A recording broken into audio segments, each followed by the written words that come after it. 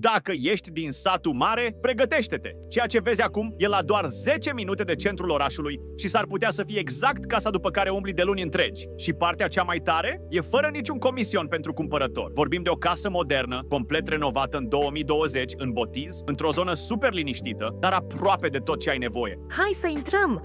Holul ăsta spațios te întâmpină cu lumină și ordine, iar scările duc direct spre etajul dedicat zonei de noapte.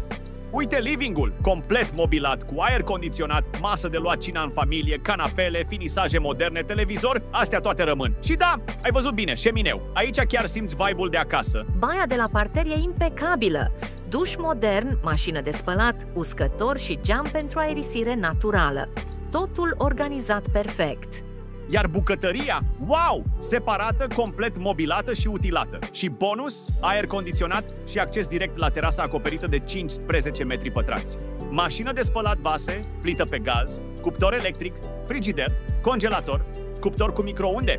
Ai și o cameră de oaspeți la parter, perfectă pentru familie sau un birou. La etaj găsim un spațiu dedicat depozitării folosit acum pentru garderobă. Super util și încă un aparat de aer condiționat care acoperă confortabil tot nivelul. Baia de sus vine cu cadă și este o baie luminoasă și aerisită. Apoi intrăm în primul dormitor, cozy aerisit, perfect pentru relaxare. Ambele dormitoare au acces la balconul comun, foarte fain pentru cafeaua de dimineață, iar al doilea dormitor completează perfect zona de noapte. De-abia aștept să mă mut aici. Acum, bijuteria proprietății. Garajul de 40 de metri pătrați, cu groapa acoperită, ideal pentru pasionații de auto. Iar etajul garajului poate fi birou, spațiu de hobby sau chiar mini-sală. Ce priveliște ai aici spre curte? Wow! Sub terasă avem un bej de 15 metri pătrați, perfect pentru provizii sau vinuri.